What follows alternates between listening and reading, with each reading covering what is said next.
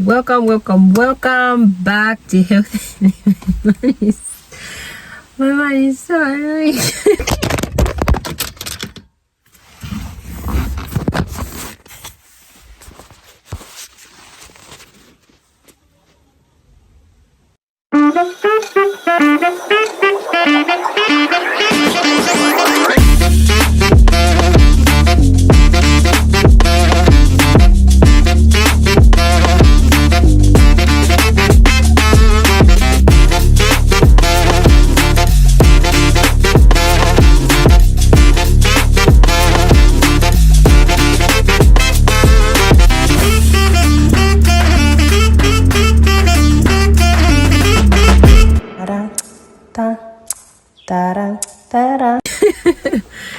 Okay, I can explain as to first and foremost. Back to the job. This is fun like this.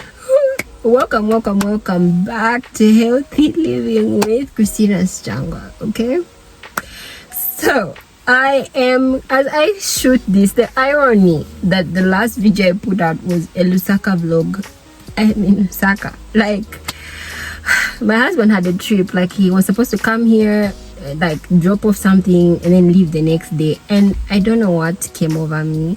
Maybe it's the fact that I did not spend Christmas or anniversary or New Year with him because he was on a trip. So I was just like, nope, I'm following. I have no idea what's happening. Like, now the whole phone holder thing just failed. Anyway, back to what I was saying. So I decided, you know what, I'm gonna follow Max. I'm going to follow him for this one-day trip, and I'm sure everything is gonna be a-okay. No, that's not what happened. I had to stay a week longer, and I left everything. When I tell you, I came with 2 outfits, like some baggy shirt and whatever. And the day I decided to follow him, I was literally braiding my hair, so I had to impromptu have someone braid my hair, and I hated the experience. Like, I insert the photo of what my hair actually looked like before I had, like, my sister helped me, I don't know, whip it into shape. And that's a story for another day that will probably go on TikTok, where I just post random rants, right? Back to what's happening here. So I left my tripod, my portable stands, my everything, even the mini of lights, because I knew, like, I already did the Lusaka trip vlog recently and I knew I was putting it out. So I'm like, it's practically going to be the same thing. It's not been the same thing. As in, from the phone dropping, you can see it's not been the same. It's been better. Like, it's been so much fun. The food has been fooding and whatnot. But tell me why I'm shooting. Let me just show you my background.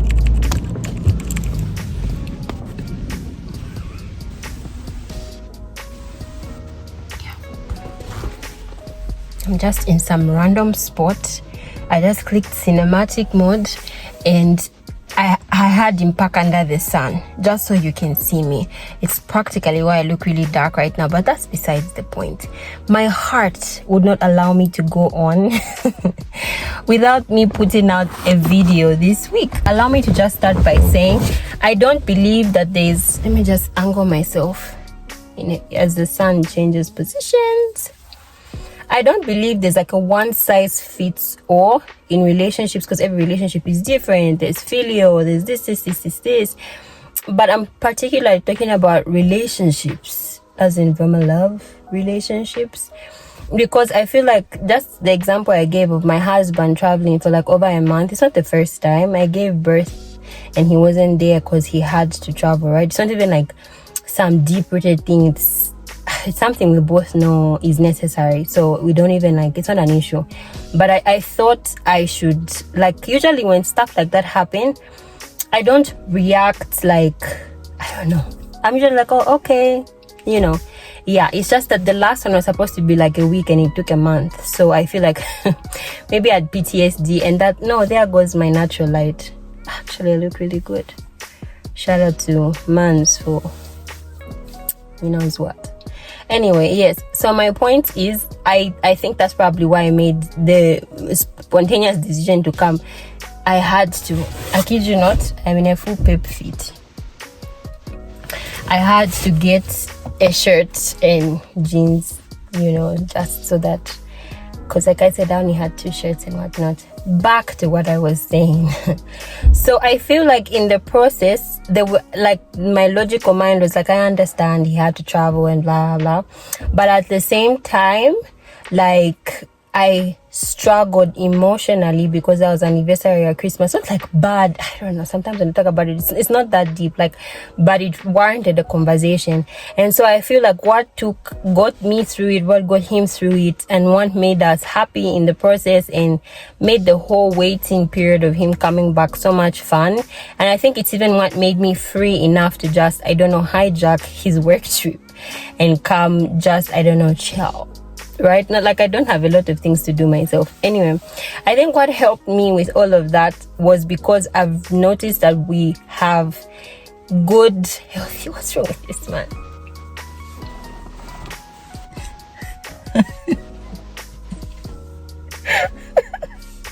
I think because I hijacked his work, he's hijacking mine.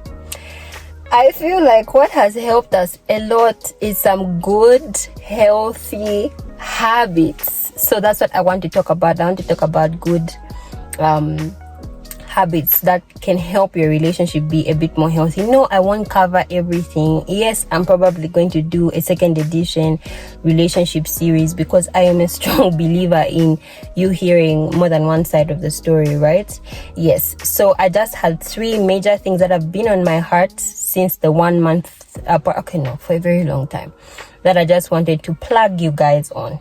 Number 1 is that in the beginning, he made them male and female. Yes.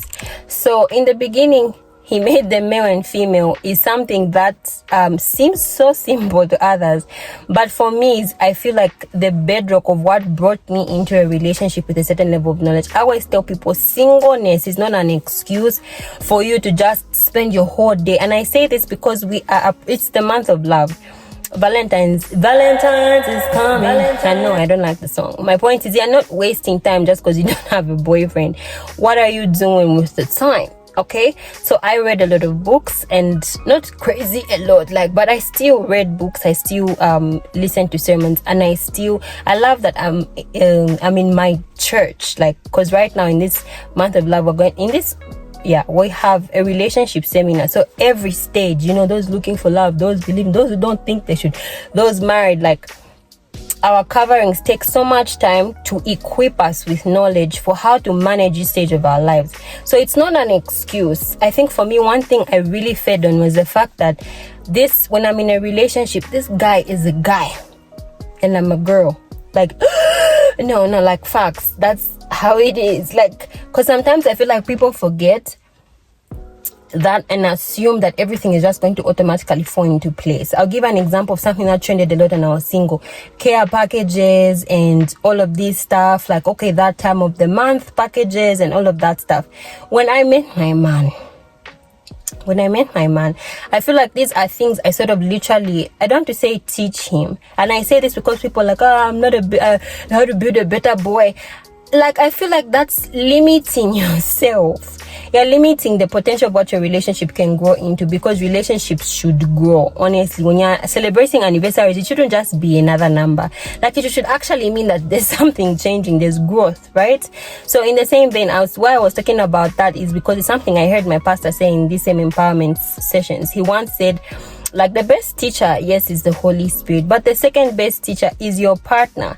I say this because you might be saying, I shouldn't have to teach him to take care of me. But imagine this man comes because you watched an ad and whatever with flowers and chocolates. These are 2 things I personally didn't like. So I had to explain to him, the kind of gifts I like are this and this. I'll give a specific example. I don't know the last time I got myself a phone or had to upgrade my gadgets. Usually he does it. I always say that, even my YouTube equipment and whatever, he usually is the one who gets it because he's an engineer by profession. Even outside of that, he's fascinated by tech and all of that stuff. I am not. I think it's very boring. But I understand the need, right? So it's weird if I said, I just want fluffy slippers, and that's all you get me every time. You just get me the stuff that I say I want.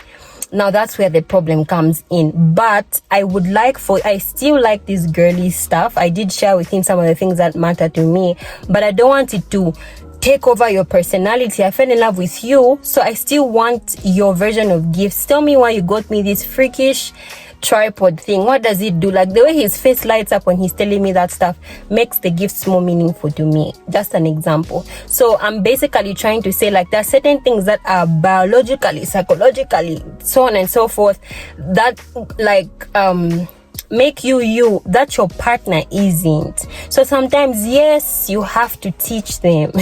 Sometimes you have to teach them. Like, I'll give an example of why people even love why the care packages train so much. It's because your body is going through, your mind is going through, like, you're not in the best of places. And I feel like that's something I had to explain, especially when I got pregnant, because we just got married and I just got pregnant.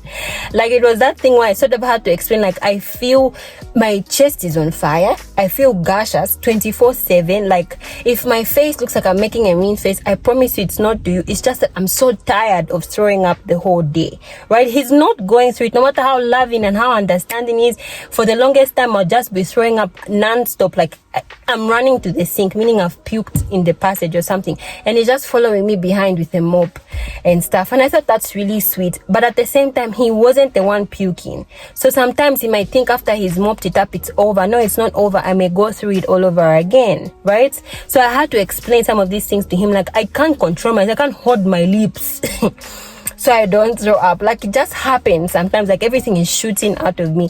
These are things I feel like you really need to understand. Like, we're all not built the same, so you have to take deliberate time and effort to, like, learn your partner. And people change over time, so take time. Like, remember, and I say that scripture reminds me that, okay, we are different, and in that vein, there are certain strengths he has that aren't the same ones that I have, and there are certain weaknesses he has that, and I can explain these things to him. Another thing is in the area of conflict resolution. I know I still owe this video, and like I said, we'll do another edition.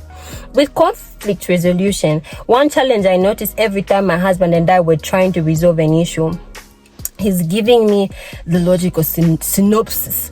Nah, bruh.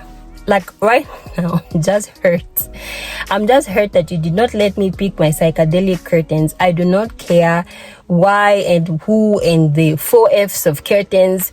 It's just my feels. Like, sometimes I have to let him know, like, it's not, no matter what logic you throw at me, the fact that I was hurt, and we don't deal with the emotions. If you don't, I'm sorry that you felt this way, we're not going to make progress. At the same time, he's had to teach me, like, I'm not trying to, like, get at your emotions.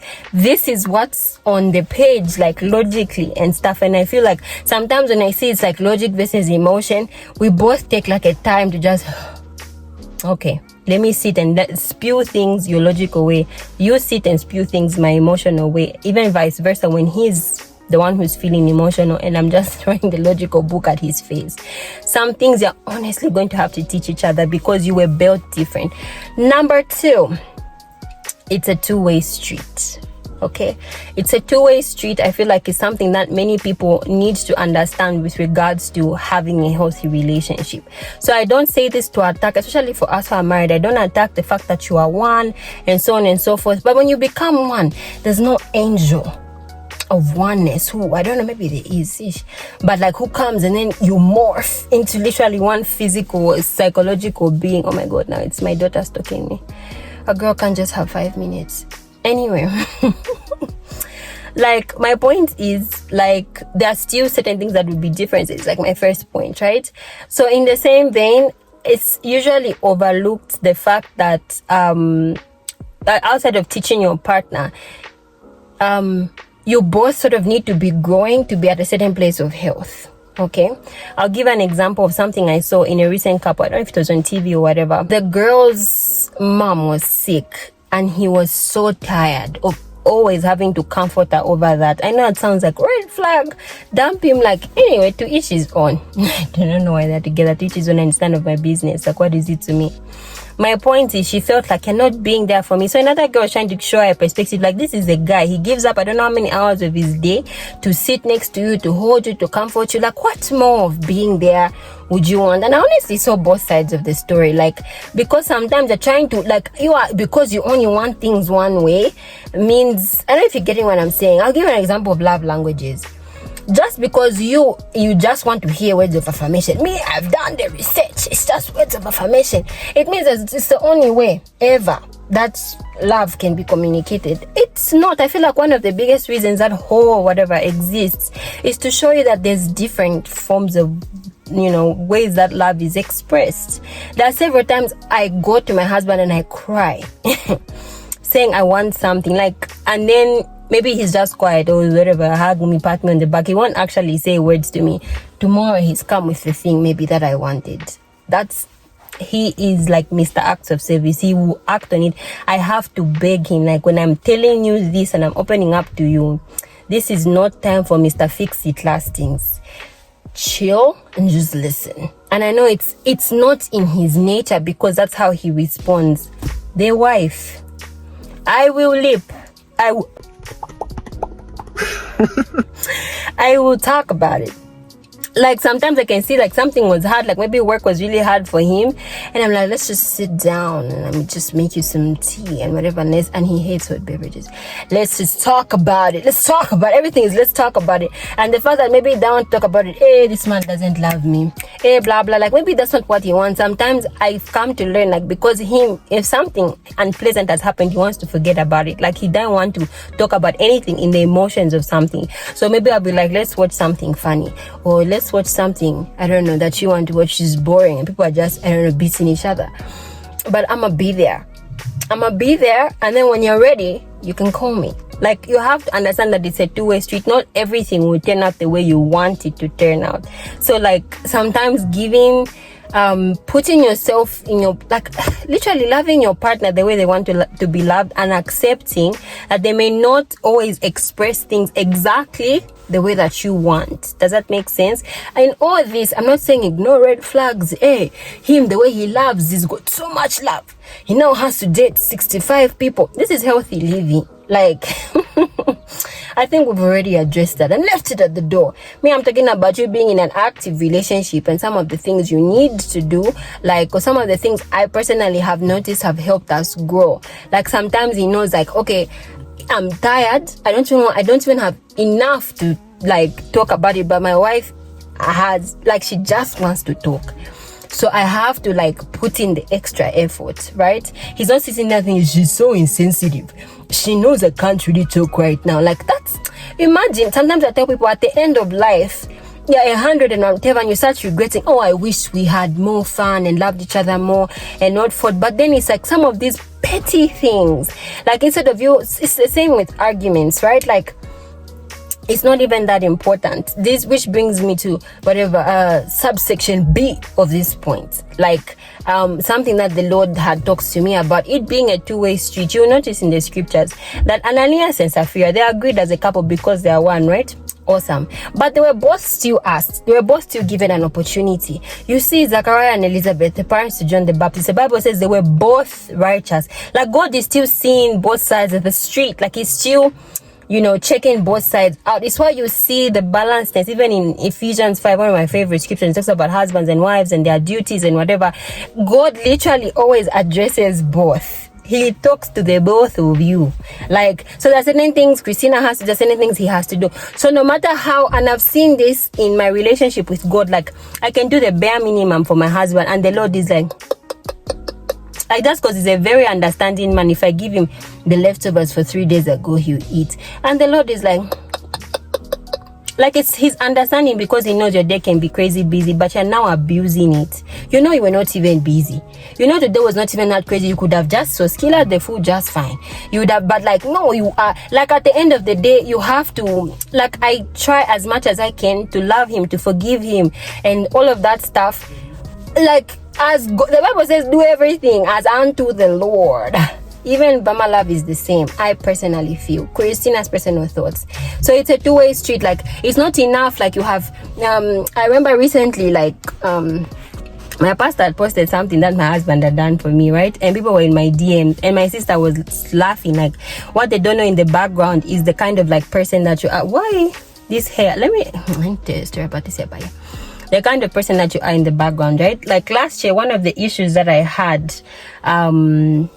one of the issues I personally struggled with, because I was talking about my mental state last 2 weeks, whatever, the life update. One of the challenges I had is I felt like because we're married and we are one, just because my husband gets a big win, then it's the same as me getting it. Unpopular opinion, I do think it's the same. I celebrate with him, I even cry and whatever. But over time, when I was doing my reflections and looking at certain things, I noticed that yes, I was doing a lot of work in the background and whatever, but at the same time, there were so many things I had as plans. I wasn't seeing a lot of actualization, but I was seeing that more on his side of stuff, right? It's like we're putting a lot of focus on his side unconsciously, because we both felt like because that means, because we're one, right? So if I do this, then like I began to realize like the smallest of things were beginning to affect me. Like, where are my wins? And I feel like coming into that realization helped me be very, very honest, and brought so much health in our relationship, because again, it doesn't read minds. So I was able to approach him and tell him, I actually shockingly been struggling with ABCD. We talked about it. Like I said, he's not one to do a lot of that, but acted on it a lot. And that's what I think stands out the most about that grand gesture that he did, because he got one for himself and he felt like it's not enough. Like now I think we both feel the same way. Like it's not enough, like, because this win is both of ours. That's what made me cry. It wasn't the gift in itself, it was the thought behind it. He felt like, I can't be at this level without my wife. The both of us must taste this. The both of us must feel this. You understand? Like, because there's still, I feel like, I hope you're understanding what I'm saying. There's really still both sides. Lastly, emotional independence. Like, one of the things that I feel like many people struggle with, maybe mostly in marriage, as who maybe live with your partners, you do everything together, accounts, blah blah blah blah blah. Yes, you've become one, attached, you are connected, 3/4 cord cannot be easily broken, but this person does not become the sole reason for your happiness. And I feel like that was at the foundation of my discovery with the issues I was personally having. That said, I'll give an example. There was a wig I really loved, right? And I advertised it for sale because there's something that I wanted to buy. And the moment I posted, I went to the bedroom to cry. So my husband followed me like, I've seen this wig online, like, what's happening? Because I'm like, I like that wig so much. Yes, I'm done with it. I'd rather, I don't know. I don't want a total stranger to have it, because I don't know what's wrong with me, but I get attached to inanimate objects sometimes. Not like that, like vanity, no. Like, just this thing. It was the first ever wig I ever, it was the first ever wig I ever purchased and whatnot. So that's what I feel like I was letting go of. But I feel like that's not really what hurt me. I was so desperate to make that big purchase to actualize my dream that I wasn't actually telling my partner anything. So when he asked me, like, when we're making all these priority sheets, because we literally have sheets and Excel sheets and whatever, all our plans and whatever, you've never spoken to me about this. Like, what we would have dealt with some of these things a long time ago. And I feel like that's no one ever I don't know how to explain it. Like, yes, that's my best friend. I did tell him, like, look, I'm hoping but I never let him into like the fullness of the vision of the things I wanted to actualize. Like, he never even knew I had like a foolproof plan. Like, I'm gonna, and the shocking thing is how quickly I began to achieve all those things I wanted the moment I opened up to my partner. Because I feel like a part of me had to understand, like, my emotional well-being, like Christina being okay. Just give me a second. Had to do also with the fact that me being okay, me being fine, me still meeting certain objectives that I have for myself in life, like my purpose, the things I need to achieve before I stand before my God and judge, those are a Christina thing. Those are the things that bring me fulfillment. Those are the things that make me happy. That's what now spills into me being a good wife, a good mother, and so on and so forth. Not him. That's why sometimes people say love doesn't cost a thing, and people are like, me, it costs everything. You can be at the highest of it, they can buy the most, the fact of the matter is there might still be a hole inside of you, because no one is going to feel that for you. And that realization is exactly why we need to take time on ourselves. like have your own systems. And I feel like this is something I'm very grateful for in marriage. Us coming to this realization, my husband and I do not have the same system to deal with certain things sometimes. Like for him, some of the calming things is like gaming or whatever. I hate games. I love the man, so it's fine. My point is, like, we all have our own systems. I'm not the one who makes him happy, like in entirety, like. And it's one of my favorite memes. Like, why is he smiling when his happiness is right here? But the fact of the matter is, there's not so much hips and, I don't know, skin and food, cook for the man and give him kids. I promise you, you can do all of that stuff and someone is still genuinely unhappy, because everybody has a purpose to do here on earth. And that's the humility of understanding that is what keeps me on my knees for him before my Alpha and Omega, because he's literally the only person who can heal certain things that I can never. You understand what I'm saying? Sometimes I can see like, okay, I feel like he's so overwhelmed with work. I do my part as a wife. I'll cook him special meals. Like I said, I've tried to study his system, even as it evolves, to ensure that he finds that solace within the home. At the same time, I spend majority of my time praying for him. I think he posted something about his birthday. One of the things that moved him the most is it was his 30th birthday, and I did a 30-day prayer challenge in secret. And he didn't know about it. Like, where I'd pray, and if I feel anything, I'd write it down, or I'll tell him, you know, today I prayed over this specific thing, or I dreamt this, and God really backs those things up, because God was forthcoming. And I felt like because I felt like I planned so much material gifts, and the Lord reminded me, like, this guy does not even like some of these things. Like, love him his way. And when I did that, like, there was so much humility, even in some of the things that I prayed over and the things that God was sharing. I had so much wholeness in knowing that I'm not his God. Like, you know, I should be emotionally independent. Yes, it's okay because you're a couple. When you mourn together. When you dance together, yes. But I promise you that you can find yourself in a relationship. One is depressed, the other isn't. And sometimes people think, oh, how is that possible? Maybe the person is just not loving. No, like, there's such a thing as emotional independence. And I promise you, we will tackle and discuss some of these things in detail as we move forward. I'm not giving any dates, right? Because like I said, here I am filming on a stand that just broke. So clearly life is not always as it seems. But thank you so much for your attention. I hope you've been blessed, and I hope that we practice these good habits together. Let me know in the comment section if you'd like me to share more about this, or maybe you'd like me to touch on the bad habits and so on and so forth. That's why I'm here.